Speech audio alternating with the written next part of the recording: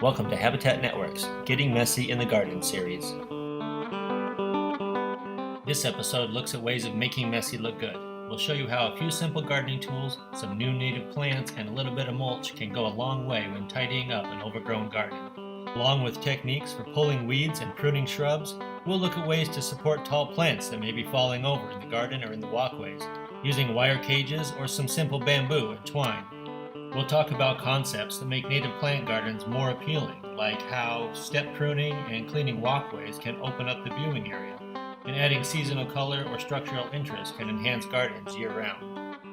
We will also demonstrate some various mulching techniques, like using sheet mulching for dealing with large weedy areas, and how just a small amount can help create dramatic borders and edges. The combination of these techniques, along with adding some attractive signage, can make native plant gardens look beautiful, intentional, and educational. The wildlife like it messy, but you and your neighbors may not. Join us at Habitat Network. Put your property on the map and help us make messy look good. Thanks for joining us. My name is Jacob Johnston. I'm from the Cornell Lab of Ornithology in a project called Habitat Network. I'm Chris Gardner. I work at Cornell Cooperative Extension and I'm a horticulture educator. Today we're going to be looking at this garden. We planted a few years ago with native plants, and if you're like us and you love native plants, you may have the same issue where these native plants over time get to be pretty large and unruly. They grow really well in this environment. We're going to take this messy and make it look good. And we're going to show you a bunch of different techniques that you can use to do the same thing in your yard. This is the false sunflower, and you can see it's really flopped, and it's flopped over the sidewalk, so the sidewalk is not accessible.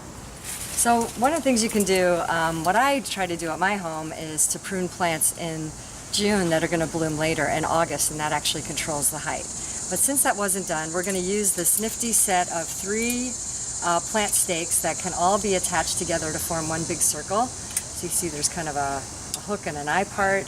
They go together like this, and we're going to try to pull this guy up and corral it a little bit. We spent just a few minutes untangling this false sunflower, standing up the branches and securing them in place with the plant cage.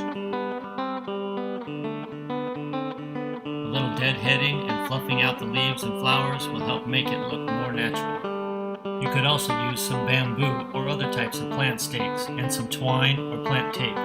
Generally want to put it in on the opposite side of where it's flopping too. You may have a bit of untangling to do to get the stems to stand up straight. The plants likely could use some thinning out, so breaking off or trimming a few branches and stems is fine, and may help with the sorting of it all. Adding support to tall seed-bearing plants like sunflowers gives birds a place to perch and an accessible food source over the winter, if you can wait until next spring to take it down. So here we've staked up these false sunflowers. They were kind of flopping down across the sidewalk.